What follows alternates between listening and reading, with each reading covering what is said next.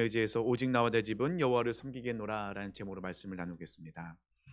어, 오늘 본문은 여호수아 24장 14절로 18절까지 말씀이긴 하지만 23장과 24장 전체적인 내용을 가지고 말씀을 나누려고 합니다.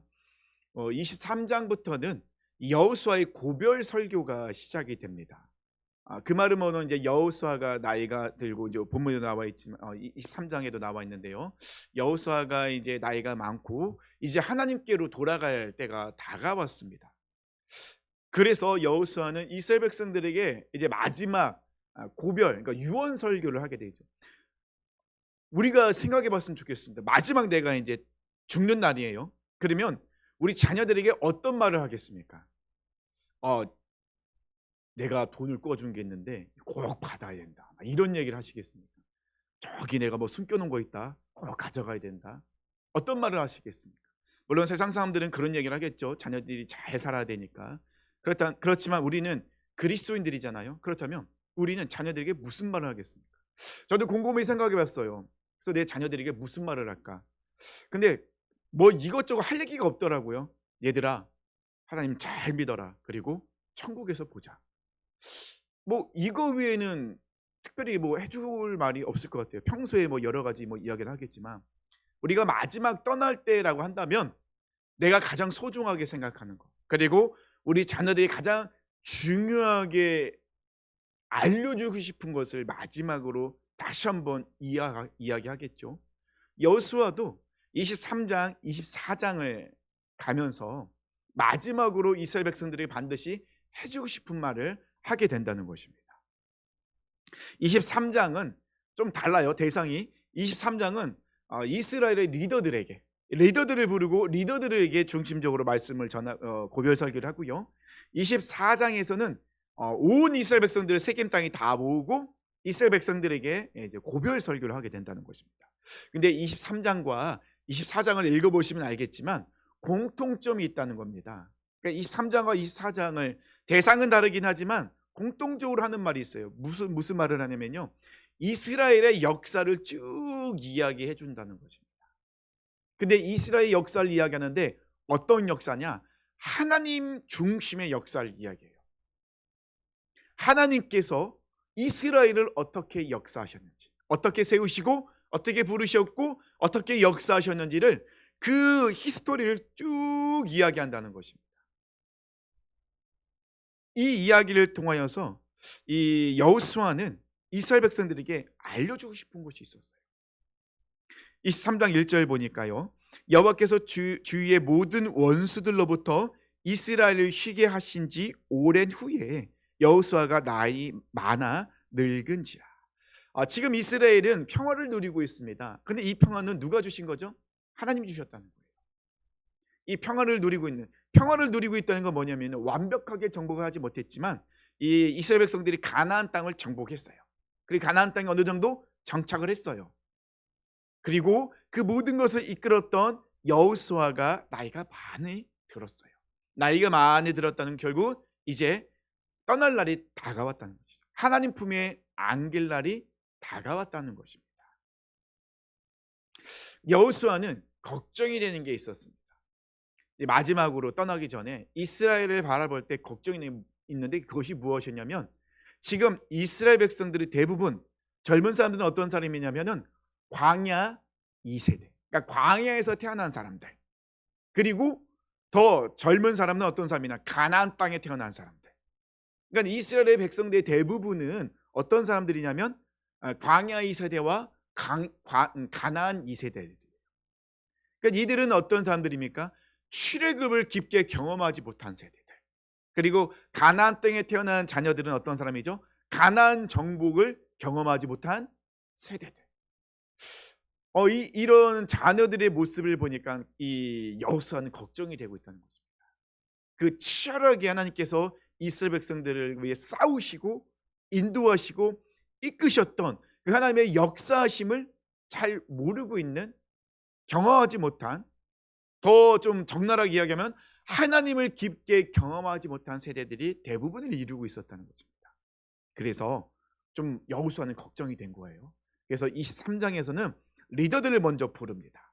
리더들을 먼저 부르고 그들에게 네 가지 다짐을 하게 돼요. 23장을 한번 읽어보세요. 나중에 네 가지 다짐을 시키는데 첫 번째 뭐냐면요, 모세의 율법책에 기록된 것을 다 지켜 행하라.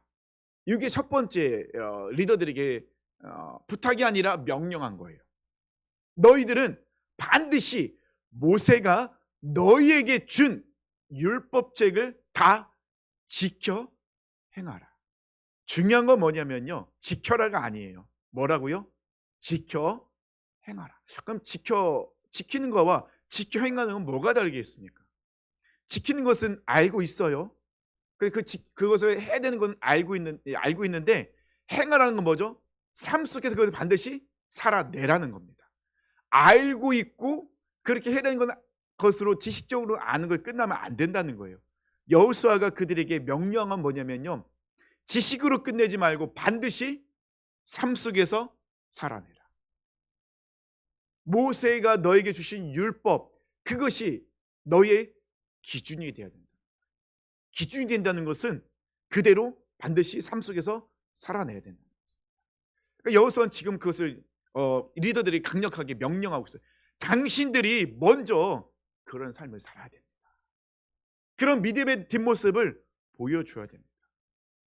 그 말은 뭐죠? 말씀을 듣는 우리가 먼저 그런 삶을 살아야 된다는 거예요. 우리 삶의 기준이 하나님의 말씀이어야 된다는 거예요. 먼저 그것을 여호수아는 리더들에게 아주 강력하게 명령하고 있는 거예요. 지켜 행하라.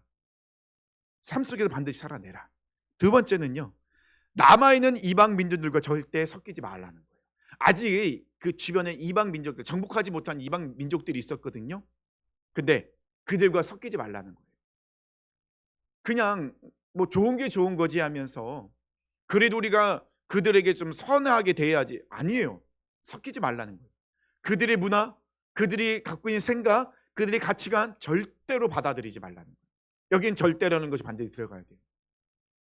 세상 그리고 사탄에게 틈을 주지 말라는 거예요.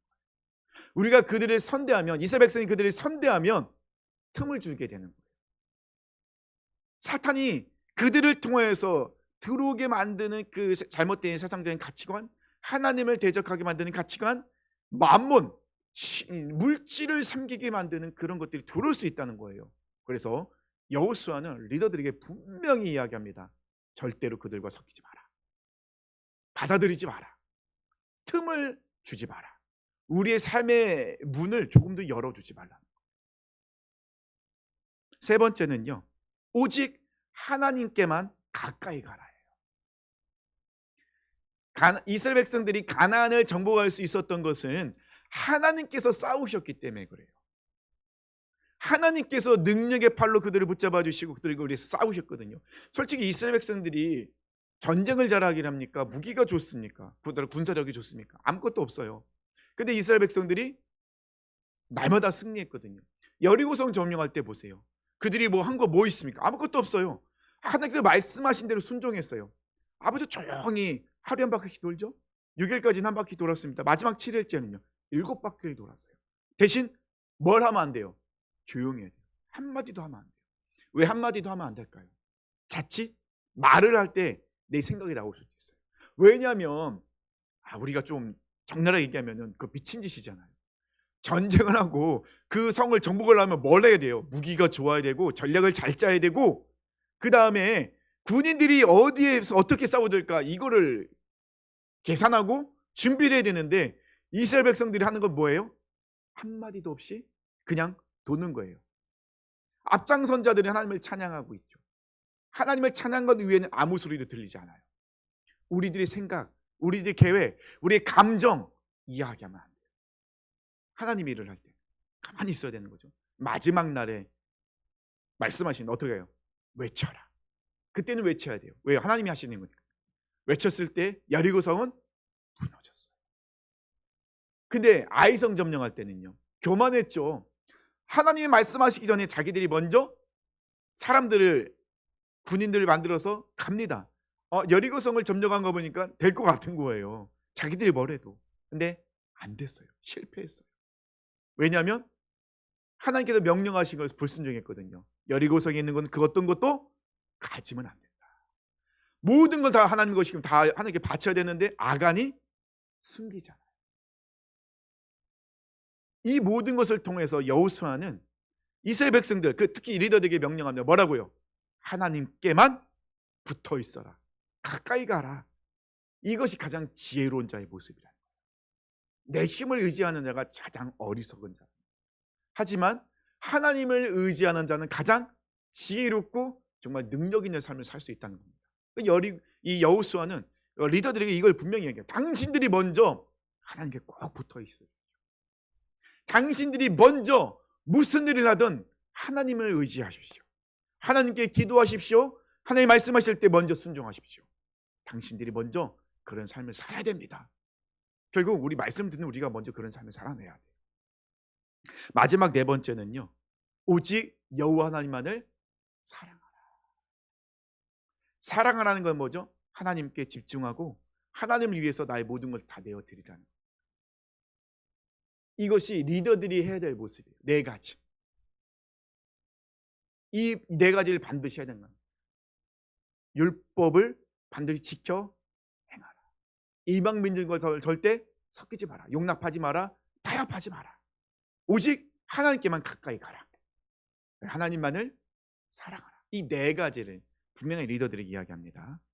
이렇게 리더들에게 다짐을 받은 후에 24장으로 넘어가서는요, 세겜 땅으로 온 이스라엘 백성들 다 불러모읍니다. 그리고 그들에게 설교를 하게 돼요.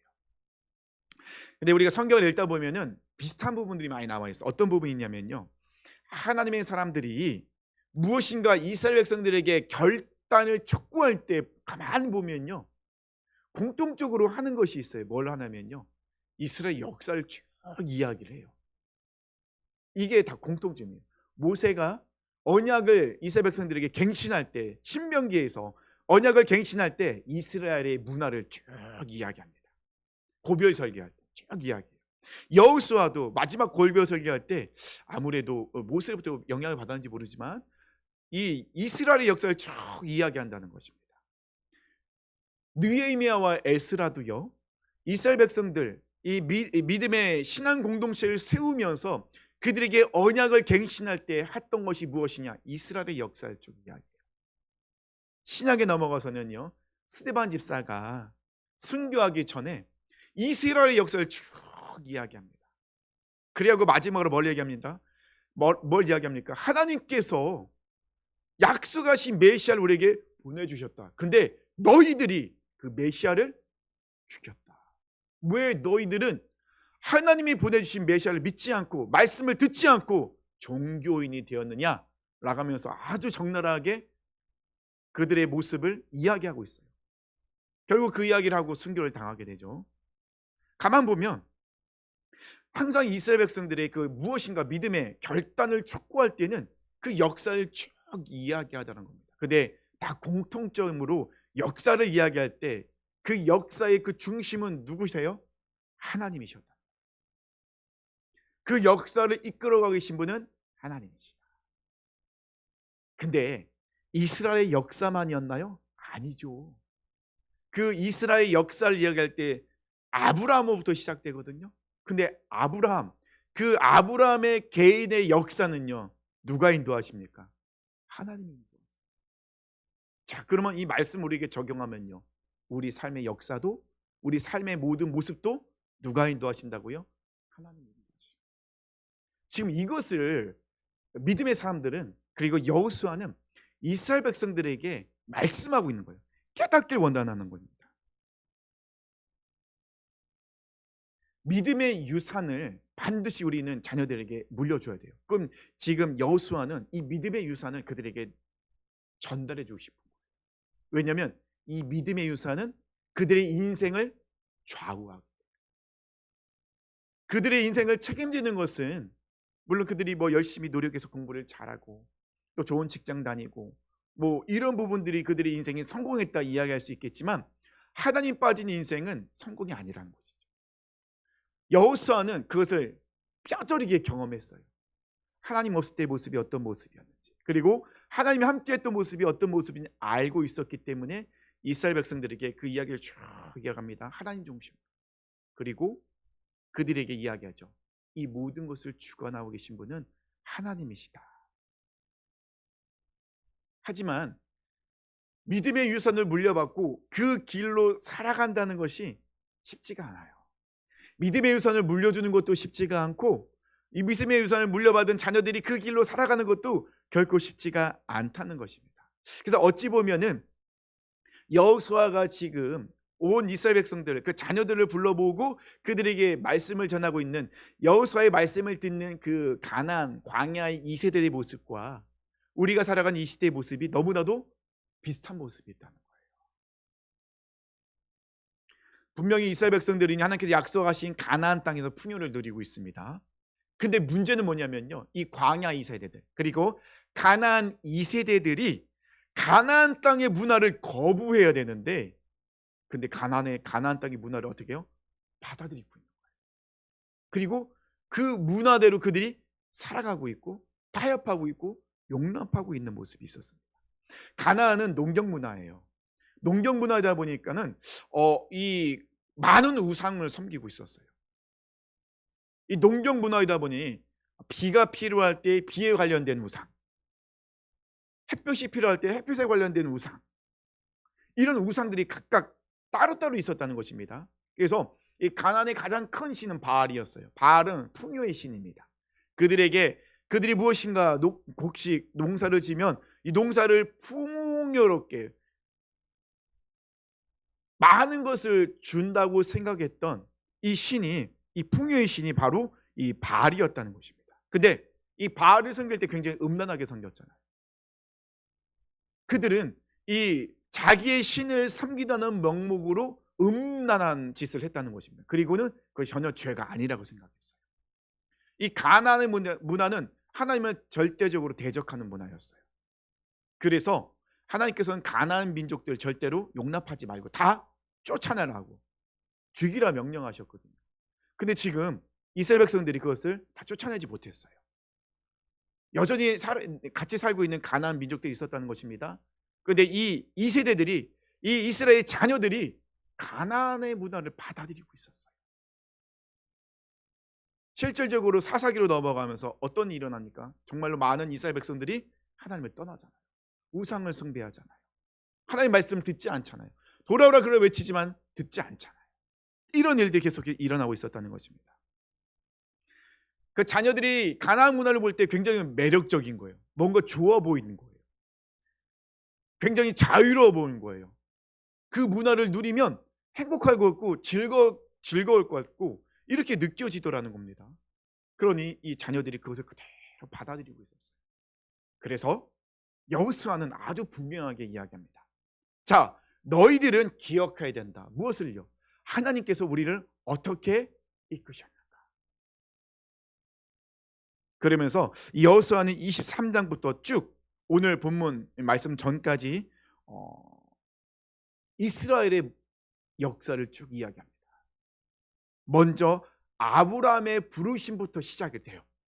하나님께서 아브라함을 어떻게 부르셨는지, 하나님께서 아브라함을 선택하여 부르시고 그의 삶을 쭉 인도하셨잖아요. 근데 하나님이 아브라함을 부르셨을 때는 아브라함이 어디로 가야 될지 몰랐어요. 하지만 믿음을 구사하며 갔을 때 결국은 하나님께서 가나안 땅으로 아브라함을 인도하셨다는 것입니다. 그래서 이스라엘의 역사를 이야기할 때 먼저 아브라함을 이야기하는데 아브라함의 개인의 삶도 하나님이 인도하셨다라고 분명하게 여호수아는 그들에게 알려주고 있습니다. 그렇다면 우리는요? 우리도 하나님이 우리를 부르셨다는 거예요. 우연하게 여기 앉아 있는 게 아니에요. 하나님께서 아주 분명하게 우리를 부르셨어요. 근데 우리가 무슨 자격이 있어 우리를 부르셨어요? 하나님이 아브라함이 무슨 자격이 있어 부르셨어요? 아니에요. 은혜예요, 은혜. 그저 우리는 하나님 우리를 부르셨다는 것에 대해서 감사할 뿐이라는 것이죠. 그래서 이스라엘의 역사 그리고 아브라함의 믿음의 조상인 아브라함의 역사를 이야기할 때 하나님 빼고는 이야기할 수 있는 것이 없어요. 여호수아는 이것을 이스라엘 백성들에게 분명하게 알려주고 있다는 것입니다. 즉 우리도요 하나님이 아니고는 설명할 길이 없다는 것입니다. 아주 분명하다는 것이죠.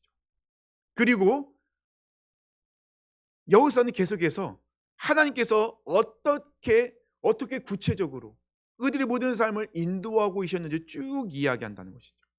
아브라함을 가나안으로 인도하신 분 하나님이십니다. 야곱을 애굽으로 인도하신 분도 하나님이십니다. 모세와 아론을 통하여 이스라엘 백성을 광야로 이끌어 주신 분도 하나님이십니다. 그리고 결국은 이스라엘 백성들이 가나안 땅으로 들어가도록 그 모든 것을 인도하신 분은 누구시라고요? 하나님이시다. 여호수아는 이것을 이야기하고 있습니다. 우리가 무엇을 잘해서, 우리가 무슨 능력이 있어서, 우리가 싸움을 잘해서 아니다. 우리의 삶, 우리의 역사를 뒤돌아보면 모든 것이 다 하나님이 하셨다. 하나님께서 우리를 인도하고 계시다는 것은 하나님께서 우리를 향한 우리의 인생의 계획을 갖고 계시다. 이 부분을 여호수아는 지금 말씀하고 있습니다. 이거는 우리에게도 그대로 적용이 되는 말씀이죠. 하나님은 우리 인생 가운데 계획을 갖고 하나님의 섭리 안에서 우리를 이끌고 계세요. 근데 왜 그 하나님을 바라보지 않냐는 거예요. 우리 인생을 뒤돌아보세요. 결정적인 순간 하나님께서 우리에게 어떻게 역사하셨는지, 어떻게 우리에게 은혜를 베풀어 주셨는지 우리는 뒤돌아보면 그것을 깨닫게 된다는 거예요. 지금은 알지 못하고 깨닫지 못할 때가 많은데 뒤돌아보면 하나님께서 이렇게 하셨구나. 하나님께서 이렇게 나를 만나게 하셨구나. 사람을 만나게 하시고 그때 누군가를 통해 나를 도와주시고 이렇게 나에게 사랑과 은혜와 긍휼과 자비하심을 베풀고 계셨구나. 하나님 방법대로 나를 이끌고 계셨구나라는 것을 깨달을 수 있다는 것입니다. 그래서 이 여호수아는 이 말씀을 계속해서 하면서 믿음의 눈으로 살아계신 하나님을 바라보라고 계속해서 권면하고 있는 것이죠. 그리고 마지막으로 그 마지막 역사의 장식은 무엇이냐? 하나님께서 승리를 주셨다. 7절부터 13절까지는 출애굽과 광야의 사건을 이야기하고 있거든요. 노예로 살고 있던 이스라엘 백성들이 출애굽을 하게 됩니다. 광야에서 엄청난 사건들 많이 경험하잖아요. 근데 광야는요, 모든 것이 다 부족한 곳이에요. 없는 곳이에요. 물도 부족하죠.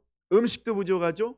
또 살기에도 적합하지 않은 땅입니다. 근데 이 광야 40년을 이스라엘 백성들이 지나면서 어땠습니까?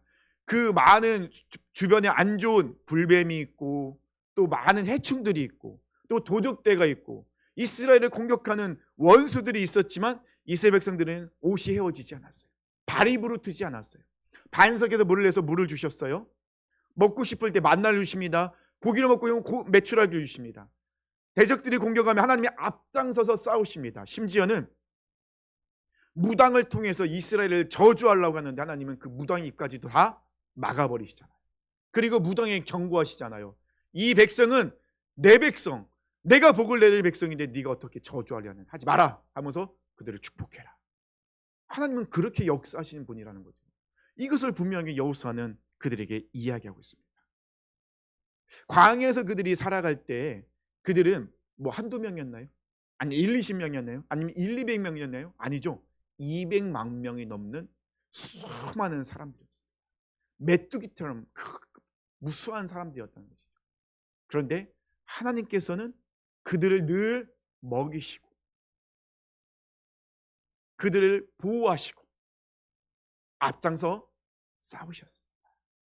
하나님의 섭리와 하나님의 뜻 안에서 그들은 드디어 가나안 땅으로 들어가게 됐죠. 가나안 땅에서도요, 그들이 무엇인가 잘해서 그 가나안을 정복했나요? 아니죠. 하나님께서 앞장서 싸우실 때 이스라엘 백성들은 무엇을 했습니까? 가만히 서서 하나님께서 하시는 그 놀라운 능력과 기적을 그저 바라볼 뿐, 그리고 믿음으로 선포할 뿐이었다는 것입니다.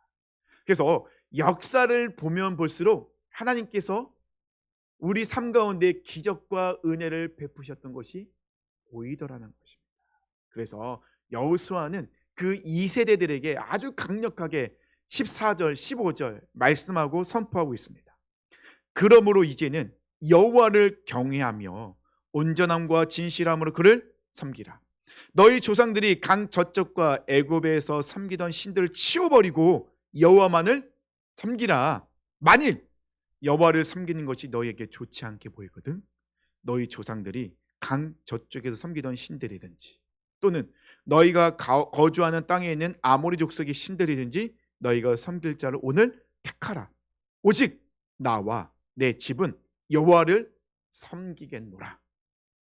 아주 강력한 믿음의 선포고 결단이며 결단을 촉구하고 있어요.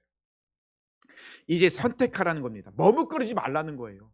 한 발은 세상에, 한 발은 하나님께 두고 이리저리 왔다 갔다 하지 말라는 겁니다. 상황에 따라 나에게 유익이 되는 것을 선택하기 위해서 양다리 걸치고 왔다 갔다 하지 말라는 거예요. 결단하라는 겁니다. 뭐라고요? 만약에 너희들이 생각할 때 저 우상이, 저 이방들이 섬기는 저 우상이, 세상이 좋아 보이든 가라는 거예요.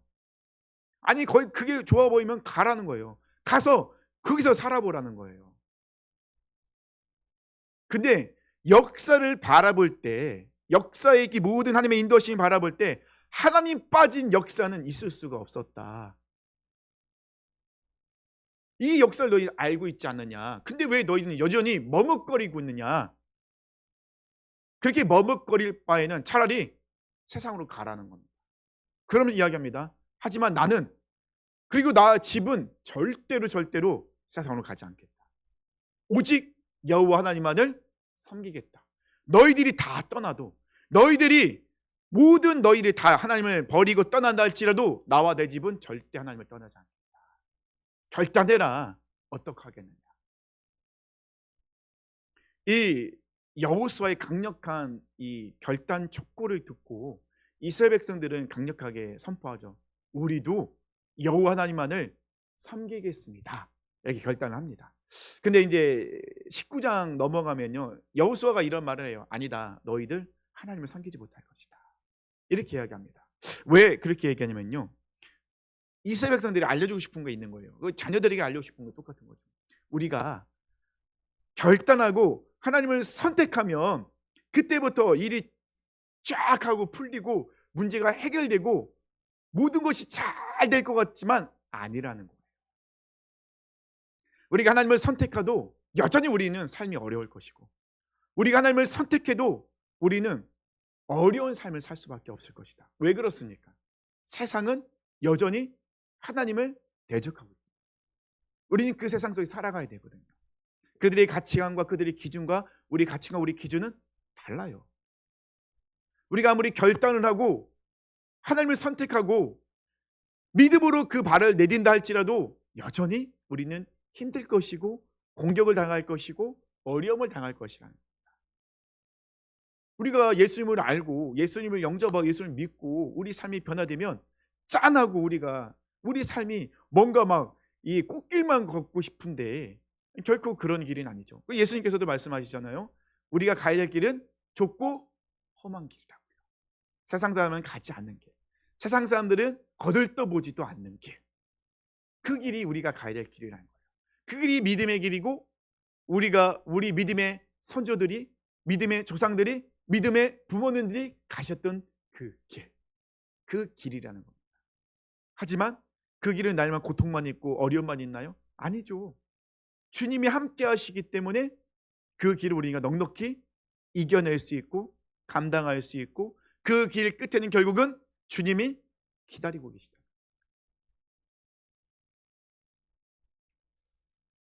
우리 자녀들이 그런 얘기를 가끔 하죠. 차라리 믿는 집에서 안 태어났다냐. 이렇게 갈등을 안 하고 고민은 안 했을 텐데. 아니 태어나고 눈을 떠보니 이게 믿음의 가정이네. 그러니 선택권이 없는 거예요. 이렇게 이야기할 때가 참 많다는 거죠. 예수님께서 요한복음 6장에서 무리를 떠나는 사람들이 있었어요. 예수님에서 떠나는 무리들. 이때 예수님이 제자들에게 물어보십니다. 너희도 가라는가?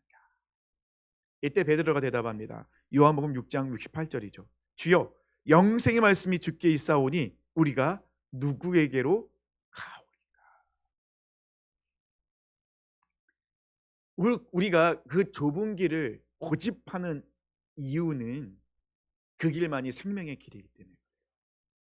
우리 예수님이 가셨고 그 예수님께서 우리에게 말씀하셨던, 가라 명령하셨던 길이기 때문입니다. 그 길 끝에는 분명히 구원이 있고 자유가 있고 영생이 있는 길이기 때문이죠. 그래서 우리는 절대로 포기하지 않고 우리가 그 길을 가고 우리 자녀들에게도 그 길을 가라 이야기해 줍니다. 여호수아가 그 길을 하고 있습니다. 오직 나와 내 집은 여호와만을 섬기겠다. 나의 선택은 하나님이다. 너희들이 어떤 생각을 갖고 너희들이 내 생각과 내 말에 동일하지 않는다 할지라도 나는 상관없다.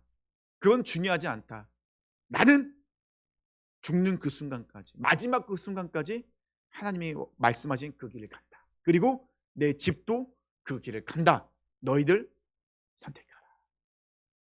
지금까지 이스라엘 역사를 볼 때, 그리고 믿음의 조상들의 그 인생의 발걸음을 볼 때, 그리고 내 삶의 여정을 뒤돌아볼 때 하나님이 아니고서는 설명할 것이 없다라고 여호수아는 이스라엘 백성들에게 명령합니다.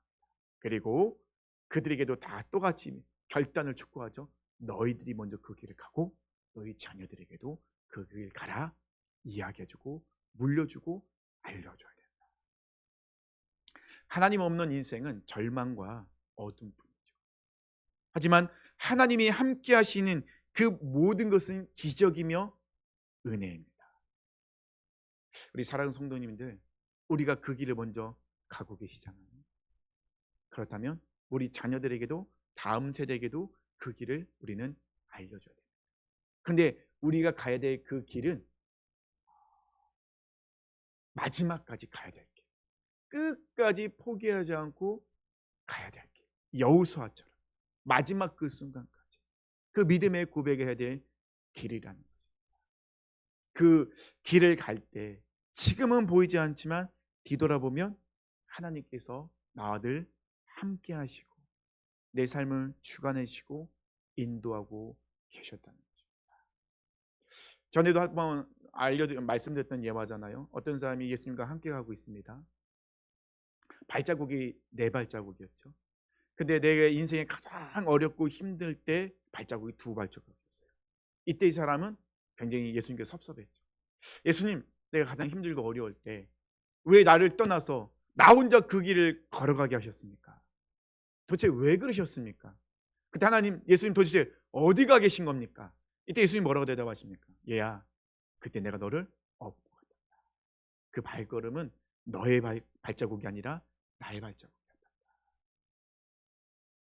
우리 예수님은 우리를 그렇게 사랑하시고 우리 인생 가운데 우리 모든 것을 역사하시고 주관에 인도하시는 분이십니다. 우리 사랑하는 성도님들, 그 은혜 늘 감사했으면 좋겠습니다. 그리고 여호수아의 고백이 우리의 고백이 되었으면 좋겠고, 우리 가문의 고백이 되었으면 좋겠고, 우리 자녀들의 고백이 되길 축원합니다. 오직 나와 내 집은 여호와만을 섬기겠습니다. 우리 다시 자리에 일어나셔서 우리 은혜